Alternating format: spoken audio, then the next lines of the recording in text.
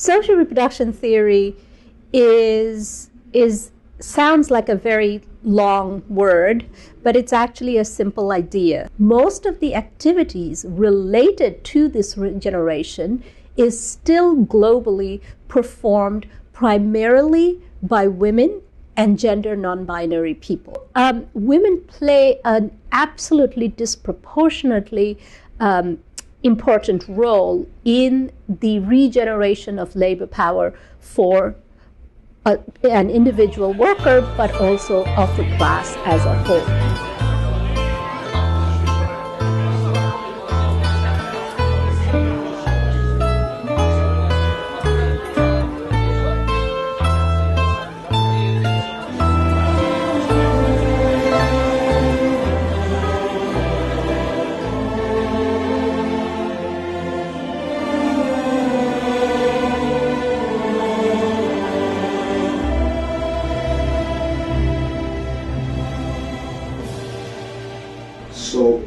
The first question, we would like to know what is the place for women and reproductive rights in the theory of social reproduction?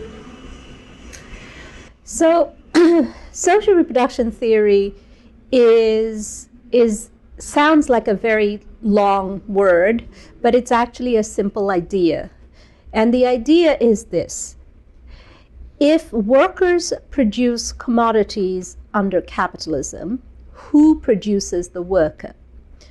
So the idea is that the worker's labor power, which is what is needed by the capitalists to produce the commodities, that labor power is regenerated in several places, primarily in the home, through food, shelter, clothing, some emotional support from family and friends after you've had a bad day at work.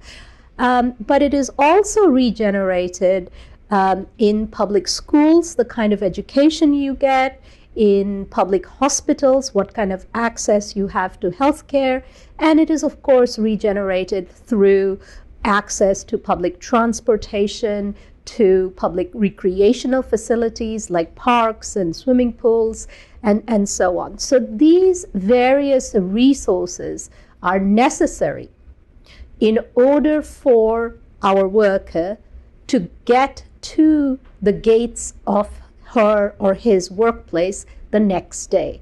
Because once you're at the workplace drains all the energy and all the labor power from you, and so that has to be regenerated. And these are the various means that we need in order to regenerate our labor power. So as you can see from the list, most of the activities related to this regeneration is still globally performed primarily by women and gender non-binary people.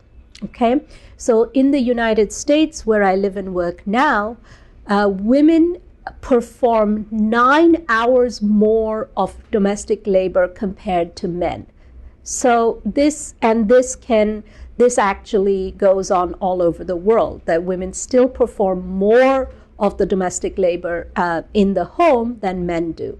Secondly, in the non-private sphere of regeneration, like we talked about the schools, the public hospitals, and so on, even in these professions, these professions are dominated by women. So for instance, again, in the United States, 80% of public school teachers are women. About the same percentage of nurses in the United States are women. So women play an absolutely disproportionately important role in the regeneration of labor power for an individual worker, but also of the class as a whole. And most of this labor, unless it's in the paid sector, is actually completely undervalued, right? So you will hear this, I often hear this when I speak to women, and I say, what do you do? And she'll say, oh, I'm just a housewife. And I always say, you are not just a housewife.